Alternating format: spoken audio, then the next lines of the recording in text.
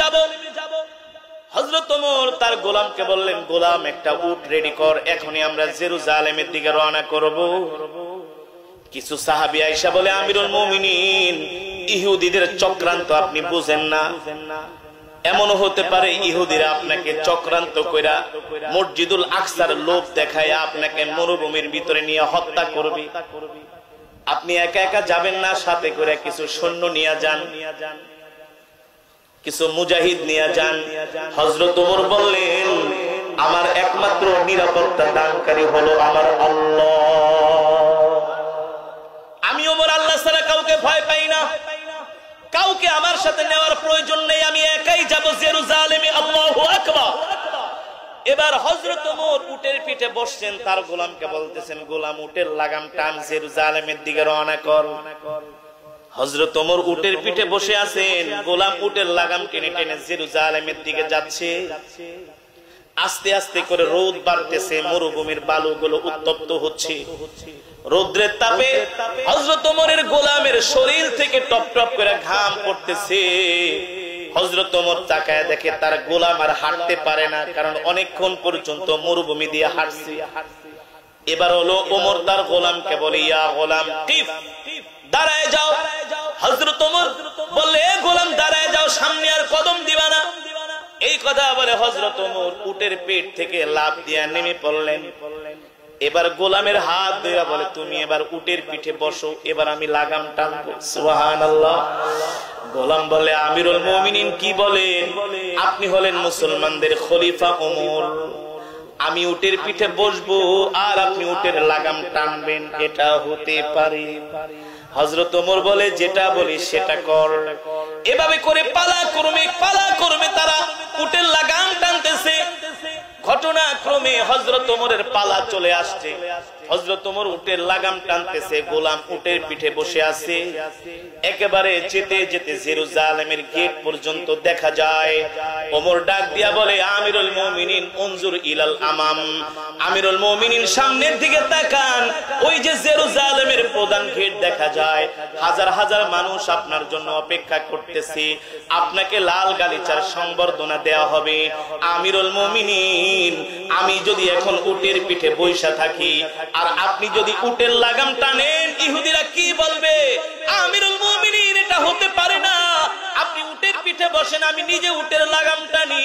হযরত ওমর বলল, বেটা, আমি তোমার প্রতি বিন্দু পরিমাণ জুলুম করব না, ইনসাফ করব।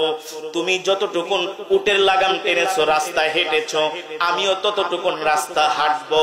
আজকে যদি আমি তোমাকে দিয়া এক কদম রাস্তা বেশি হাঁটাই, হাসরের ময়দানে আল্লাহ ডাক দিয়া বলবে, ওমর, আমি তোমাকে রাষ্ট্রের ক্ষমতা দেওয়ার কারণে, আমি তোমাকে রাষ্ট্রের প্রধান বানানোর কারণে, রাষ্ট্রের খলিফা হওয়ার কারণে তুমি তোমার গোলামের প্রতি জুলুম করছো, ইনসাফ করো নাই, ঠিক কিনা বলি? আমি তোমাকে দিয়ে এক কদম পথ বেশি হাঁটাবো না। এ গোলাম, তুমি উটের পিঠে বসো। এবার একটা সাধারণ গোলামকে উটের পিঠে বসায়া হযরত ওমর উটের লাগাম টানতেছে আর জেরুজালেমে প্রবেশ করতেছে। ইহুদিরা মুসলমানদেরকে ডাক দিয়া বলে, আইনা ওমর ইবনুল খাত্তাব, এ ওমর ইবনুল খাত্তাব কি? তোমাদের খলিফা কি? যে উটের পিঠে বসে আছে সে কি তোমাদের খলিফা? মুসলমানরা বলে, না না না, যে উটের পিঠে বসে আছে সে আমাদের খলিফা না, সে হলো আমাদের খলিফার গোলাম। আল্লাহু আকবার। আর যিনি উটের লাগাম টানতেছে সে হলো মুসলমানদের খলিফা ওমর। সুবহানাল্লাহ।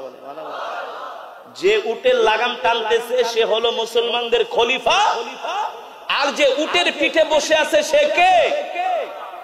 ওমরের গোলাম। ইহুদিরা এই দৃশ্য দেখা তারা কান্না করে দিছে। ইহুদিদের বড় বড় নেতা, বলো কি তোমাদের খলিফা এমন ইনসাফগার, মানুষের প্রতি এমন ইনসাফ করেন, অসহায়কে এত ভালোবাসেন যে কিনা তার গোলামকে উটের পিঠে বসে নিজেই উটের লাগাম টানে।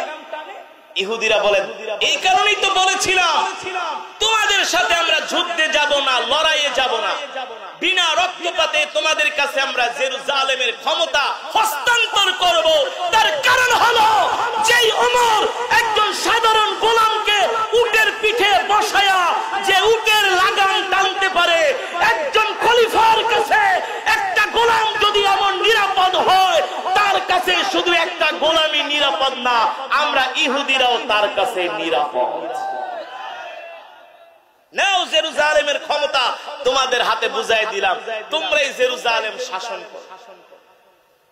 ইহুদিরা বলে আমরা তোমাদের সাথে কোনো যুদ্ধে যাব না, তোমাদের কাছে আমরা মসজিদুল আকসাকে ফিরায় দিব, বিনা রক্তপাতে তোমাদেরকে আমরা তোমাদের প্রথম কিবলা ফিরায় দিব। তবে শর্ত হলো তোমাদের যিনি খলিফা আছেন ওমরকে জেরুজালেমে আসতে হবে। সুবহানাল্লাহ বলে। যে খলিফা এত বড় সাহস করে তোমাদেরকে আমাদের সাথে যুদ্ধ করার জন্য পাঠাইছে, তার চেহারাটা আমরা একবার দেখতে চাই। আল্লাহু আকবার। আমরা তোমাদের সাথে কোনো লড়াই করব না। খালিদ ইবনুল ওয়ালিদ রাদিয়াল্লাহু তাআলা আনহু আব্দুর রহমান ইবনে আউফ দূত মারফত আমিরুল মুমিনের কাছে চিঠি পাঠালেন মদিনায়। আমিরুল মুমিনিন জেরুজালেমের ইহুদিরা বলেছে, আপনি শুধু জেরুজালেমে আসলে আপনার হাতে আমাদের প্রথম কিবলা তারা বুঝাই দিবে, তারা আমাদের সাথে লড়াই করবে না, বিনা যুদ্ধে বিনা রক্তপাতে তারা আমাদের সামনে আত্মসমর্পণ করবে। আল্লাহু আকবার। এই খবর শুনে হযরত ওমরের চোখ দিয়া ঝরঝর করে পানি পড়তেছে, কারণ একজন মুমিনের কাছে মসজিদুল আকসা মুক্ত হবে, এর চাইতে আর খুশির খবর হতে পারে না। ঠিক কিনা বলেন? আজ পর্যন্ত কোনদিন শুনছেন যে আপনাদের এই ঝিনাইদার কোন মানুষ মসজিদুল আকসায় গেছে? শুনছেন? শুনছেন? আরে আমি তো যদি সুযোগ পাইতাম, যতবার মক্কা মদিনায় যাই ততবার আমিও মসজিদুল আকসায় যাই নামাজ পড়তাম। কারণ কি? কারণ হলো ওই মসজিদ মুসলমানের দখলে নাই, ইহুদিরা সেটা দখল করে রাখছে। আপনি চাইলেও সেই মসজিদে ঢুকতে পারবেন না ইহুদিদের পারমিশন ছাড়া। এবার বুঝতে পারছেন? অথচ মসজিদুল আকসা কিন্তু আমাদের প্রথম কিবলা, আমাদের প্রথম কিবলা। পয়গম্বর সুলাইমান আলাইহিস সালাম দোয়া করছে, আল্লাহ যারা মসজিদুল আকসায় আসবে তুমি তাদের গুনাহগুলো ক্ষমা করে দিও। আজকে সারা পৃথিবীর মুসলমান মসজিদুল আকসায় যেতে পারে না, এর একটা মাত্র কারণ আমাদের মসজিদ তারা জোর করে দখল করে রেখেছে। হযরত ওমর এই চিঠি পাওয়ার পরে তার চোখ দিয়ে ঝরঝর করে পানি পড়তেছে। আল্লাহ। এবার আসেন মুসলমান, আমি আপনাদের সামনে মসজিদুল আকসা থেকে মসজিদুল আকসার ইতিহাস নিয়ে বয়ান করব। এই মসজিদুল আকসা কি? এই মসজিদুল আকসা মুসলমানদের প্রথম কিবলা। যে প্রথম কিবলার দিকে কিবলা করে আপনার আমার কলিজার টুকরা নবী 17 মাস নামাজ পড়েছেন। কত মাস? এই মসজিদুল আকসার দিকে কিবলা করে আপনার আমার নবী 17 মাস নামাজ পড়েছেন। আল্লাহ তাআলা পৃথিবীর জমিনে সর্বপ্রথম 2টা ঘর বানিয়েছেন। পৃথিবীর একেবারে শুরু লগ্নে সবকিছু বানানোর আগে আল্লাহ তাআলা পৃথিবীর জমিনে 2টা ঘর বানিয়েছেন। একটা হলো আল মসজিদুল হারাম, বাইতুল্লাহ। আল্লাহু আকবার। যেই ঘরের দিকে কিবলা করে আমরা নামাজ আদায় করি সেই ঘরের নাম হলো বাইতুল্লাহ।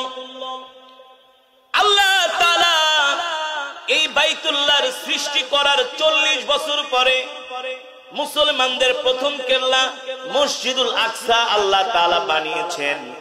বাইতুল্লাহর 40 বছর পরে আল্লাহ এই ঘরটাকে বানিয়েছেন। সুবহানাল্লাহ। হাদিস শরীফে এসেছে, যতদিন পর্যন্ত মসজিদুল আকসা মুক্ত থাকবে ততদিন পর্যন্ত মুসলমান এই জমিনের মধ্যে শান্তিতে বসবাস করবে। মসজিদুল আকসা মুক্ত করতে পারবে না, মুসলমান এই জমিনের মধ্যে শান্তিতে বসবাস করতেও পারবে না।